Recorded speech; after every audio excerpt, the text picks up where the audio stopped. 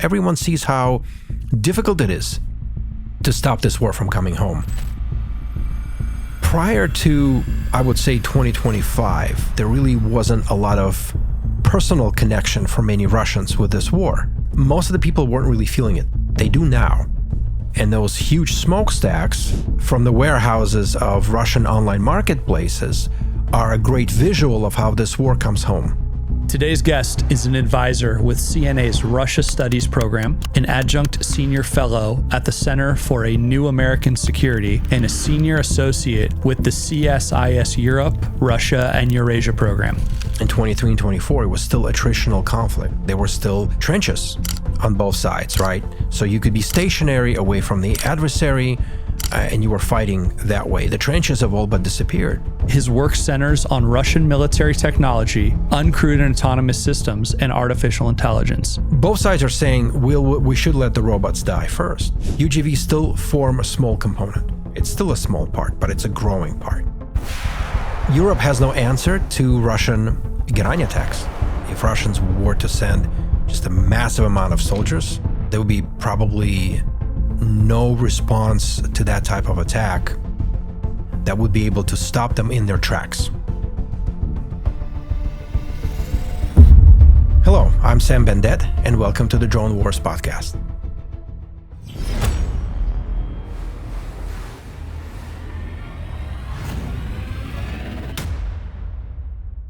It's pretty incredible, man, what's just happening in the war right now. It's almost like unbelievable. I mean, just how long can the Ukrainians hold out? They're just getting pounded, you know? Russians are getting pounded too. I know. But they just keep sending people and people and people. And they're getting pounded now in a way they never anticipated before. Yeah. I think it's just a result of all the air defenses getting worn down and then the meat grinder running into robots with machine guns now. Exactly, exactly. And lots of FPVs. And have you been watching Linus on Paramount Plus? I've had like 10 people tell me. Okay, so like the opening episode is because the whole season is they're stealing somebody like important from Eastern Ukraine for rendition, and the Russians hit them back. But the first episode is they go into Ukraine and they're showing kind of like how they are on the front lines and they cross the red line into the Russian-held territory. Yeah. They get their person, but there's drones in the air, there's UGVs, and it would have been a much better episode. I mean, I'm sure they got somebody to tell them and walk them through through the whole details, right? But it still looked a bit amateurish the way it was shown. Yeah. And maybe, like I posted on Twitter, maybe it's just the creative liberties and Hollywoodization of it all. But I've heard they're like shooting down FPVs. Yeah, they're crazy. Shooting down FPVs, and then like, they're brushing aside Ukrainians like, hey, like we're number one here, you follow us. And I'm like, that is not at all how it would happen. You would be gone in like seconds. And then they cross the field in like a large group and so on and so forth. However, break, this is probably like the first time when we get to see some of what is happening in Ukraine. Sure. More or less in like, truthful tones, even if there's a lot of embellishment going on. And again, I'm sure they were briefed on it. Yeah. What actually strikes me is that there's multiple comments from the main actors, like it's a team of SEALs or special people and special forces, and they're like, we just got back from a place where millions of men were stopped by $90 toys from Amazon, like stuff like that. Right. That it peppers through. So yeah, I think it's worth watching. Yeah. But with a highly critical, eye. How important do you think it is though that at least Hollywood's talking about changing warfare? Because I still think like you probably have friends who don't follow what we follow, and they'll like see a video and they'll be like, "Oh my God, is this real?" And a lot more people are engaged now than in years past. I think it's important for Hollywood to be on the same page with what is happening. Like all too many times I'll be watching a movie, I'll be watching a streaming series, and I'll be yelling at the screen like, why are you sending soldiers? Like, why don't you send a drone? Sure. Where are the robots? Like, why are these people dying instead of a bunch of FPVs? Right. I mean, like there was a movie with Chris Hemsworth recently where he plays a special forces soldier and he's sent onto a mission And like the quadcopters, FPVs are virtually absent in that scenario. And they're somewhere in Southeast Asia. And I'm like, no, you would have something with you, backpackable, that you would launch. So I think it's important for Hollywood to start showing this. Yeah. But again, creative liberties are taken in the process. And so like in the opening scenes of that episode, you see literally a swarm up above, like hundreds of them just kind of hanging in the air. And it's not clear whose they are, Russian or Ukrainian. So, but again, more or less, right, the patterns were there. Yeah. They showed the patterns. How they show them is a different story. Do you think that since the war in Iran started, people are taking lower cost deep strike a lot more seriously? Oh, yeah. Because those drones hit U.S. bases. Right. And they showed that we, too, were unprepared for what can come next. And the question is, why weren't we actually ready for that eventuality? Because those drones were flying back and forth for years in Ukraine, and it's not like Iranians were not taking notes from Russians, or Russians weren't sharing what they know with Iranians. So we were on the receiving end of that punishment. So of course now people are very concerned, but they're also very cognizant, right? That information is in the public domain. It's not just Hollywood or entertainment. You go on Twitter, you go on X, you read any news article about the wars of the Middle East or the war in Ukraine, and you always come across the topic of drones, UAVs, tactical systems, robotics, and so on. Yeah. Do you think that remember when you and I first met 2 years ago in Poland, I remember an American representative who was there was still tackling the ideas if drones were only going to be a Ukraine-Russia problem. Right. I would hope those people are all gone now. Well, or they've woken up. They've woken up. Obviously, they got a lot of information. There's a lot of education about that. I came across some high-level U.S. officers in 2024 who were saying, well, we're not going to fight like that, or we're not going to be in the receiving end of that type of punishment. And then you got all of these wars across Africa, Sahel, Middle East, Southeast Asia, Latin America, and the cartels. And the echoes of Ukraine are everywhere. Same type of technologies used slightly differently. Obviously not on the same scale, but with the same type of skill set, right? And especially, for example, in the Sahel, right? The insurgents, they're using FPVs, they're using VTOLs, vertical landing and takeoff. UAVs, fixed wing, right? They're using fiber optic drones all over Latin America. The cartels are using fiber optic drones. So this technology, right? The war in Ukraine and everything we see there has drastically lowered the threshold to entry for an interested party who wants to field something like this. Drastically lowered it. And it's not like commercial drones were not used before. They were. ISIS used them. Russians were on the receiving end of that punishment in Syria in 2017, 18, and 19. They actually took a lot of notes. That information was even in state media, that Russian military has to be ready for commercial drones becoming a military-grade system. But not on that scale. I don't think anybody was ready for the scale. And when you look at U.S.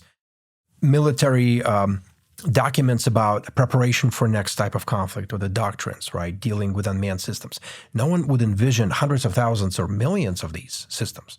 We talked in terms of thousands probably prior to 2022, or even prior to 2020, prior to Nagorno-Karabakh war. Or we considered even fewer numbers when global hawks are concerned, or predators. Of course. And now they're falling out of the sky, right, against an adversary capable of fielding adequate air defenses, adequate electronic warfare, adequate radio electronic reconnaissance, and so forth. But Ukraine really kind of showed what mass and scale can do, what a combination of commercial and military technologies can do, what a resilient and adaptive belligerent can do against another belligerent who is just as capable, just as smart, and just as adaptable. Yeah. What have you seen that's kind of changed the battlefield there over the last 6 months? What's interesting or... Well, everyone is talking about interceptors, right? And if we had this conversation last year, I mean, interceptors were probably at the research and development phase at that point. Now it's all about the drone interceptors, the UAV that intercept other UAVs, and not just quadcopters, but actually ready-made, purpose-made UAVs that look like little rockets with 3 or 4 motors. And that's on both sides. Ukraine is working with allies with the United States. It has a lot of domestic developments. Every week there's news about yet another domestic interceptor that has been fielded or tested by the Ukrainian military. Russians are also working on interceptors as well. So that's a big change from years past. Another obviously change is the rise of Ukrainian mid-range UAV. Yeah. And this was a technological and tactical gap in the Ukrainian military. And Ukrainians were actually talking about it publicly, that they had a lot of coverage at the tactical range or tactical level. They had a lot of coverage at the strategic range. But that mid-range is what the Russians were dominating up to a certain point with their Lancets and Kubes and other types of UAVs. Now Ukrainians are fielding mid-range UAVs that go 100 to 200 kilometers, and they're extracting a heavy toll. They're not necessarily stopping Russians from advancing. They're not stopping Russian supplies, but they are demonstrating now that the line that existed more or less between the front and the rear has, for all intents and purposes, really disappeared. And there's a lot of commentary on the Russian side where Russia, and actually on some Ukrainian side too, they sort of miss, quote unquote, the combat of 2022, 23, and early 2024, which was a lot more predictable, and with each side fielding fewer UAVs that couldn't really get anybody anywhere that they can right now. Right. Because now both sides can launch UAVs and they can get you anywhere. Right. You can be 100 feet from the line of contact. You can be 100 kilometers away from the line of contact, and you will be hit by an interceptor. You'll be hit by a mid-range UAV. You'll be hit by a tactical level UAV. The line, or rather the definition of what a tactical drone is also changing, because this war started out with tactical FPVs and quadcopters ranging at no more than 10 kilometers. Yeah. And now it's 20 kilometers. It's 30 kilometers. With a fiber optic spool, it could be 40 and 50 kilometers. So what is tactical has also changed as well. And that's why the kill zone, as it is now called, has really pushed farther back from the line of contact. It's 20, 30, 40 clicks. It doesn't mean that the entirety of that area is a kill area. It just means that within that zone, there are pockets of belligerents trying to get a hold and hide from overhead ISR and tactical UAVs. But again, the punishment is now extracted much farther out than in years past. And that is a big change as well. And Russians are feeling it right now because Ukrainians are pounding their military, industrial, infrastructure, energy, and commercial locations, which are hundreds of, or even more than 1,000 kilometers away from the border between Ukraine and Russia. How important is that for the Ukrainian strategy to bring Russia to the table to end the war? Well, prior to, I would say, 2025, there really wasn't a lot of personal connection for many Russians with this war. And it was designed that way by the president of the country, by the way the contracts were assigned, right? It really wasn't called a war. It was a special military operation, still is, but they're now calling it war on more occasions now in the media and publicly. But most people could be removed from that conflict. Yeah. And if it's happening elsewhere and not happening to me, then that's okay. Even if people knew somebody who died or somebody whose family wasn't actually paid out the death benefits, right? Most of the people weren't really feeling it. They do now. They do now. And those huge smokestacks from the warehouses of Russian online marketplaces are a great visual of how this war comes home. Right. It's also a great visual, again, for the separation, right? Or rather lack of separation between what used to be the front and what used to be the rear. In fact, Russian military doctrine in years past actually included the attacks on adversarial economic and industrial infrastructure as a way to bring the enemy to heel. I don't think many Russians felt that they would be on the receiving end of that. And again, for most of the country, the war was elsewhere, but starting with these long-range attacks, and certainly with attacks on oil refineries and wild berries and other warehouses, the war has come home. Everyone sees it, and also everyone sees how difficult it is to stop this war from coming home, because Russian air defenses cannot be everywhere. They do not shoot everything, right? They are prioritizing. And at a certain point and a certain level, those defenses work fairly well. They shoot down a lot of incoming Ukrainian drones, but they can't shoot everything. Russia is a huge country. It cannot be covered by a dome of air defenses in its entirety. Sure. There are going to be gaps, and Ukrainians are exploiting those gaps, and they're striking the weak points. And the weak points is the commercial infrastructure, which until recently wasn't really defended against Ukrainian UAVs. Infrastructure that really didn't have its own air defenses or or any type of initiative that would protect those particular locations. So it is significant. And I think the news cycle, right? If you look at the news coming from this war today versus what we saw in 23 and 24, it's almost like a different conflict. Interesting. Tell us more about that. Well, so in 2023, 2024, long-range strikes used to be a Russian monopoly. So Russian Shahed variants, the Gerain drones, Gerain 2, 3, and then later 4 and 5 that we see this year, they dominated long-range strikes, right? And so with each coming month in 23 and later 24 and then into 2025, Russia would launch more and more of these long-range attacks. Ukraine would respond, but it would respond in a much more limited fashion, a much more limited way. It just didn't have the capacity to build those drones and launch them at the Russians. And so when you read about long-range attacks in 23 and 24, it was mostly Russian strikes against Ukrainian civilian and sometimes military infrastructure. Now, if you look at the news, it's almost like it's a back and forth and back and forth. Russia gets hit, Ukraine gets hit, Russia gets hit, Ukraine gets hit. The intensity is much greater. Yeah. The types of technologies present that we are discussing is also very different. So if you opened up the news cycle in 23 and 24, it was still attritional conflict. There were still trenches on both sides, right? So you could be stationary away from the adversary, and you were fighting that way. The trenches have all but disappeared. They would be rained upon by a variety of weapons and technologies, drones, missiles, strikes. Again, in the opening episode of Lioness, right, the American soldiers and the Ukrainian allies are disappearing into a trench and into an enforced dugout to go on the ground, which is very close to the front and the fighting line. So that location would be hit multiple times by the Russians. So again, they are showing what is there, just not exactly what is or how is should be handled, but by both sides. I mean, it's entertainment, right? Yeah. But again, in 22 and 23 and 24, there were trenches. The war was more or less stationary.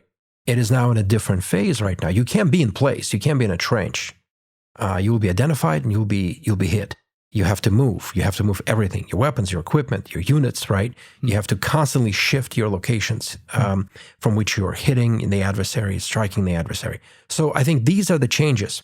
And that's why some of these commentaries, informal commentaries from Russians especially, they sort of miss the more predictable, less lethal, objectively speaking, drone warfare of years past in this particular conflict. Versus what is happening now, where there is no quarter, no room for anyone, anywhere. If you're identified, you better hide, you better burrow into the ground because you will be hit multiple times. Yeah. Let's go back to the personalization of the war for the Russian people for a second. So you've seen a lot of oil infrastructure get attacked. Right. Now you're seeing their version of Amazon get attacked. One of the things I just started seeing in the media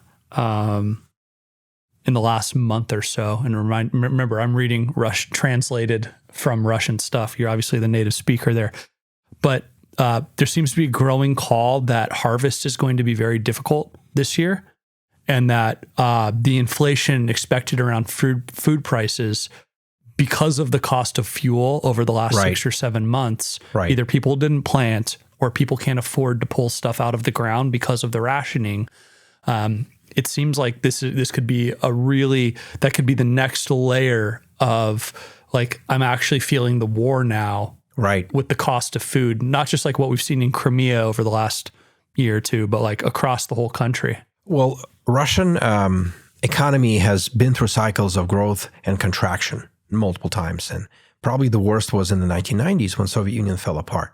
And when people ask me, okay, how are the Russian people handling it?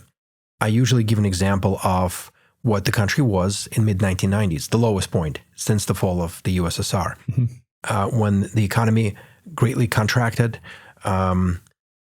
when there was a lot of criminal activity. There wasn't really a lot of commercial activity that we see today.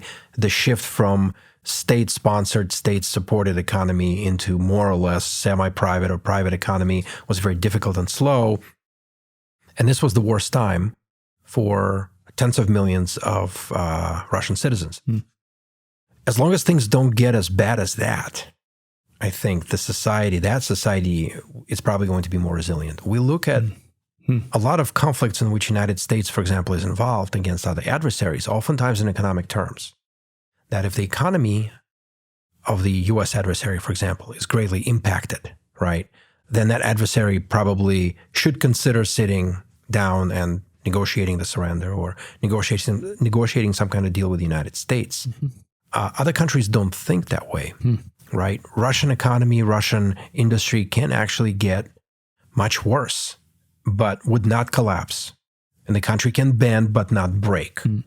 And Russian people, and I use the word resilient here very objectively, have survived the 1990s. Many have come out on the other end quite stronger, quite more capable.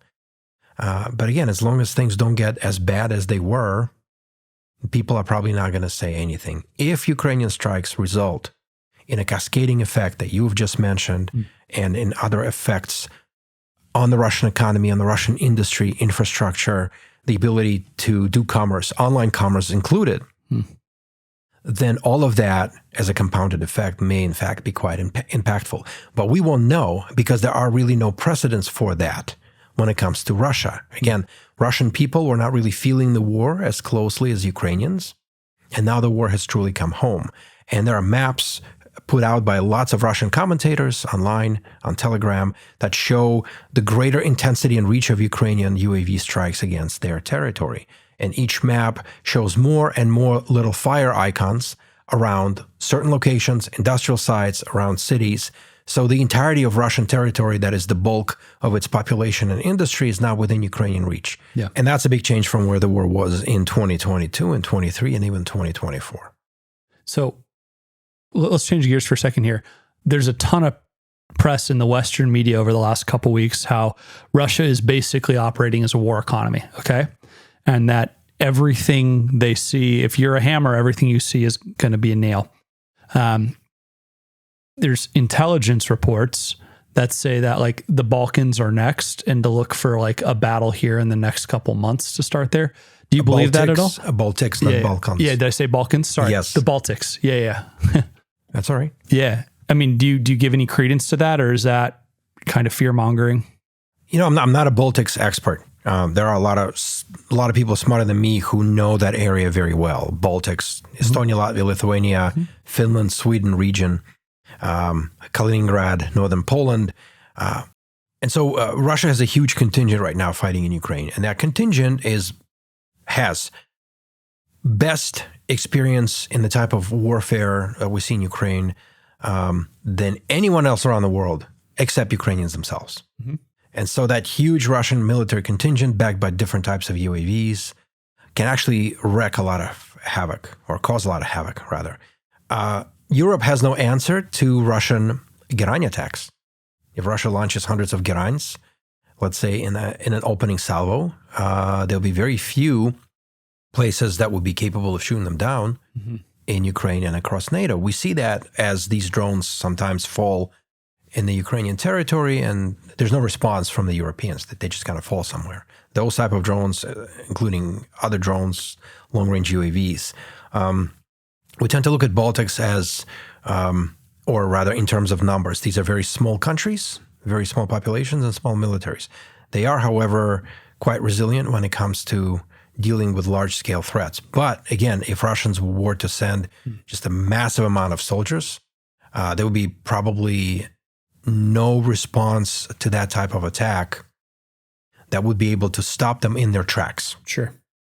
Because those countries are very small, because they have small militaries, even the presence of NATO forces there may not be a deterrent to a Russian president who has decided that this is next. We haven't, right.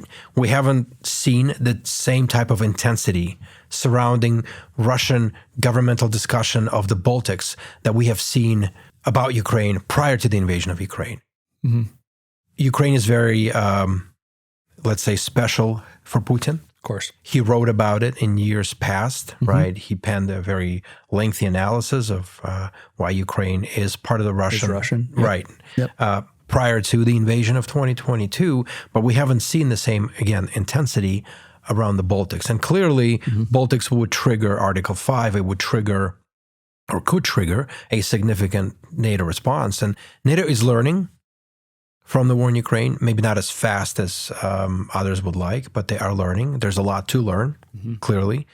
But if there would be a crisis, I think we would see some kind of harbinger of that in Russian public discussions amongst their politicians, policymakers, their self-styled philosophers, their historians, right? And maybe from Putin himself, why Baltics should once again return to the Russian fold the way it existed for centuries under the Russian imperial rule. So you've harped on this now a couple times with the U.S. and Europe not being kind of ready for this type of warfare. You're king for a day, all right, King Sam. What do you do now? Everybody gets a raise. Yeah, except trust me. Yeah, and a low mortgage, right? Yes. No, yeah. So what do you do to start getting folks ready for this type of combat? Well, we see those patterns already emerging in the Marine Corps, in the Army. There are units which are adopting Ukrainian lessons and Ukrainian technologies. We see United States copy Iranian and Russian drone design in fielding Lucas, right? We are seeing how artificial intelligence in decision-making and targeting capacity can be impactful. We are observing how data analysis in Ukraine can aid decision makers on the ground at all levels, tactical, operational, strategic, right? But I think that it's not yet this knowledge is not yet spread across the force the way it is spreading across the Ukrainian and Russian forces, right? There's no soldier in Russia who doesn't know what an FPV is right now. Of course. Right? In Ukraine, obviously, it's the same. I think in the United States, when it comes to U.S. military knowledge and familiarity, it's still a very small percentage of the force. That's not to say that we should be copying what is happening in Ukraine, drone for drone, tactic for tactic, right? Our fight may be different with other adversaries. Yep. But all countries who are serious about their militaries and who see United States as a competitor are looking at the war in Ukraine. Yeah. All of them. Yeah. All of them are taking notes. We know Iranians do, North Koreans do, Chinese do, right? Other countries as well. And so we have to be ready for a potential mass scaling of these technologies against U.S. forces, against U.S. bases, against U.S. logistics, and what that would mean for us. Were we to deploy to other parts of the world, were we to utilize our bases, right? What that would mean for our stationary locations, right? In friendly countries, would our adversaries get to us if they fielded a Shahed or Gerain type UAV, right? What about FPV drones launched from just around the corner, right? What about fiber optic UAVs in conflict that cannot be jammed by electronic warfare? Are our systems, technologies, vehicles actually set up for physical defense against these type of attacks? The way that Russian, Ukrainian systems are right now, the way that Chinese and Israeli, for example, armored vehicles and systems are, the way other countries are kind of looking at that and saying, all right, we need to make sure our tanks and armored vehicles and armored cars are better protected if or should these type of attacks actually come from around the corner. Are we doing the same? Are we doing the same at scale, right? And there's a lot of very smart analysis right now that we shouldn't be taking the wrong lessons from the war in Ukraine, right? That we should be taking the right lessons and very specific lessons and looking at technologies, right? Again, at the same time, I've been talking about familiarity with this threat, right? How many of our units, battalions, regiments, right, are actually familiar with what an FPV is, or what a tactical ISR is, or what a fiber optic drone is, right? Again, we know a small cadre of officers at all levels are actually working on that, and they're doing great work. But that's on a very small scale. In Russia right now, and in Ukraine, it is now sort of a force-wide initiative. on both sides. And that's why they fielded their unmanned systems forces, specifically for that purpose. There are so many technologies like these in conflict that there has to be a separate branch dealing with all of that, standardizing manufacturing, developing training, evaluation, fielding criteria, testing criteria, right? Who is going to be in command of all of these technologies if the stuff hits the fan? And it probably will at some point. How's Europe doing? Well, I think there was yet another military exercise that was described in the media. I think it was maybe the German military who were fighting against a small contingent of Ukrainian drone operators. And Ukrainians were shocked that in those military drills, Germans were fighting as if there was no war, as if there was an actual drill, right? They were taking coffee breaks. They had no adequate protection against tactical drones, against overhead ISR capacity. They were deploying in a way that made them vulnerable. And this is, again, years into this war in Ukraine right now. It's been 4.5 years. And so some parts of NATO forces, some NATO military, some countries are actually learning quite well. Yep. But taken as a whole, I think it's a very varied level of familiarity, varied level of preparedness, and some countries simply lack that capacity altogether. All right. I want to switch gears and talk about one specific technology. So a lot of the folks we've talked to who've come back either stopped fighting or have been over there recently have talked about unmanned ground vehicles. Yeah. And how there's nowhere near enough press for how disruptive these technologies are being, right? We've heard, we'll call it a swarm for lack of a better word, of ground vehicles with 50 caliber machine guns taking and holding positions. We recently saw some of that declassified footage of unmanned maritime vessels landing on a beach and then deploying ground vehicles. Right. What's the most interesting and or surprising part of, we'll call it the more recent scaling up of the deployment of these vehicles? Well, we talked about in this podcast, we talked about how Ukrainian battlefront is basically observable, right? And anybody on the field would be seen and then later tracked and then hit. And the same goes for vehicles that would actually deliver key supplies. And so a lot of supply and delivery missions right now are taken up by UGVs because it's dangerous to send people. It's dangerous to send vehicles out. It is a lot easier to send a small UGV, some of them just slightly larger than this table, loaded with supplies and ammunition, to a specific location. And if it's hit and destroyed by an adversarial drone, then so be it. Then another one could be sent in its place. People are not dying in those particular missions. And the absolute bulk of all missions undertaken by UGVs on both sides is in supply and logistics. Growing share is taken up by evacuation and related missions, and a growing share is taken up by combat UGVs, including one-way kamikaze UGVs. What is often done, especially by Ukrainians, for example, but also Russians are doing it as well. They would send a small UGV loaded with explosives against an adversarial position or a dugout. That UGV would explode. It would cause a lot of damage. It would cause a panic, maybe cause injuries. And then FPVs would fly at that location, hit what's moving and who is alive. And then additional UGVs may actually pull up with machine guns or let's say short-range rocket systems and would actually continue to pound that location until the adversary is killed, withdraws, or surrenders. And all of that is observed by overhead UAVs, either quadcopters or ISR drones. And so it's a combination of UGVs and UAVs which is starting to wreak havoc. The bulk of those UGVs, and again, there's so much has been written about that actually, so much has been said about, are simple machines. Many are assembled from commercial components by soldiers at the front. Many are modular. They could be switched from a logistics UGV to, let's say, a supply UGV to a combat UGV to an FPV carrier. Basic platform. Exactly. Depending on the mission set, you're putting a different app on it. And a lot of that is modified at the front as well. A lot of manufacturers on both sides still send technologies that aren't quite ready for the type of intensity of combat that is actually experienced. And so soldiers have to sometimes disassemble and assemble them right back based on their own requirements. And so a lot of that experimentation is done in those field labs where soldiers are working on technologies. They're soldering and assembling them, welding them all together from available parts and components. Yep. And on the Ukrainian side, there's a lot more UGVs that are utilized in these type of missions. But I think a lot of these type of systems are also used by the Russians, even if they're not getting a lot of publicity, because the Russian front is also very large and there's a lot of requirements. Yeah.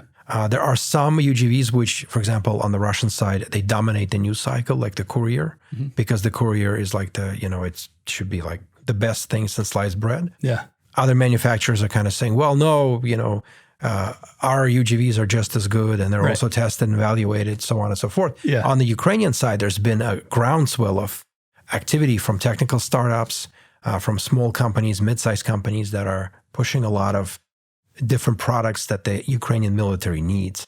But more and more of those missions that used to be undertaken by soldiers on foot, for example, or soldiers in vehicles, are now done by UGVs. Compared to the overall number of, let's say, logistics and supply missions, right?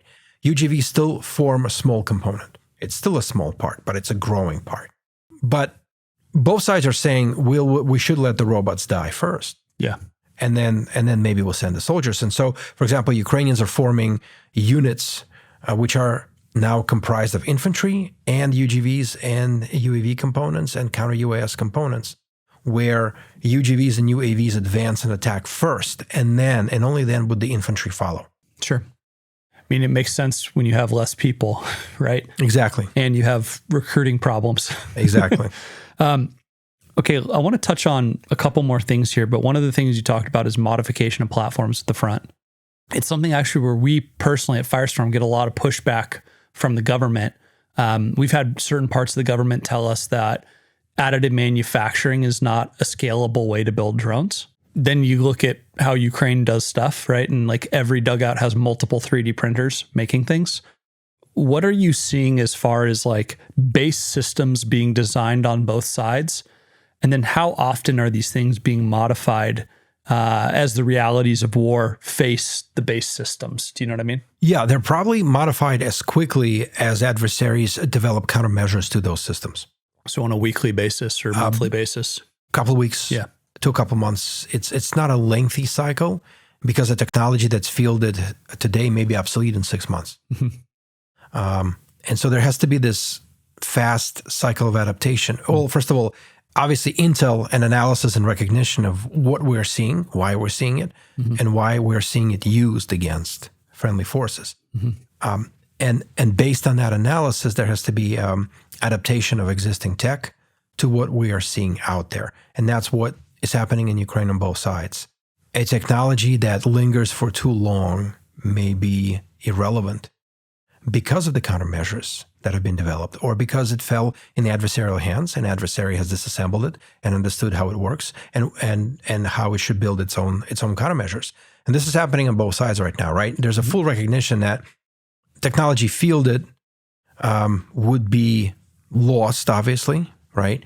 But also would fall in the hands of the adversary. And both sides are actually spending a lot of time and resources analyzing adversarial capabilities and looking at vulnerabilities and looking at what can be done to gain an advantage, right? Ukrainians have published a lot of reports where they've disassembled Russian UAVs, UGVs, They have a whole online system now. Database, it's incredible. Exactly, where vetted organizations, military and civilian and commercial, can actually get a hold of all the data about certain Russian systems, right? And so this helps Ukrainian manufacturers, this helps allies understand what Russians are fielding and what kind of components go into that manufacturing. And the common denominator for Russians is that they still depend on imported components. Microprocessors, microelectronics, advanced systems, advanced microchips, right? That's a common denominator. Russians are doing the same with Ukrainian systems as well. They used to exhibit captured and destroyed Ukrainian equipment at Russian big events and military parades. Sure. And it's an ongoing race. It's an ongoing technological race. And as the Russians and Ukrainians are saying, it's not about who has more, it's who can adapt fastest. Yep. It's who can integrate all of the existing systems in a network, Yep. right? Sensors, ISR, the kinetic capabilities, human capabilities, all of that integrated together in a cycle that responds fastest to the adversary. And whoever gains that advantage in that response may win. Either that engagement, that battle, or at least some time for themselves to develop additional systems. So if you're not fast, you don't have modular architectures, both on the hardware and software side of things, and then you don't have the intelligence for how they're trying to counter what you're building, you're going to be in trouble. So we're just talking an overall faster development and fielding loop. Right. And we're kind of seeing that on a smaller scale, on a limited scale in some of the wars in Africa, where some of the state militaries may not be quite as fast in responding to some of the threats posed by non-state actors or terrorist organizations, for example, in the Sahel and other regions that are fielding more reactive UAVs, for example, and tactical drones. And a greater range of threats against, for example, some of the state militaries that may be slow to respond to those threats. Mm-hmm. It's been interesting to watch the cartels do just that too, because the cartels have, unlimited cash, right? Right. So, you'll get one cartel will start flying these drones. Next thing you see, Chinese jammers across the board with the other cartel.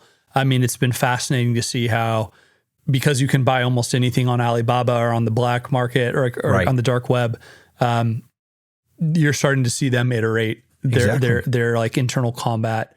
And then you have the Mexican military stuck in the middle here, like in trouble in a lot of senses, right? Right. Okay, so last question of the whole thing, right? What's one thing the Western media is not reporting that you think is a big deal that they should be talking about more?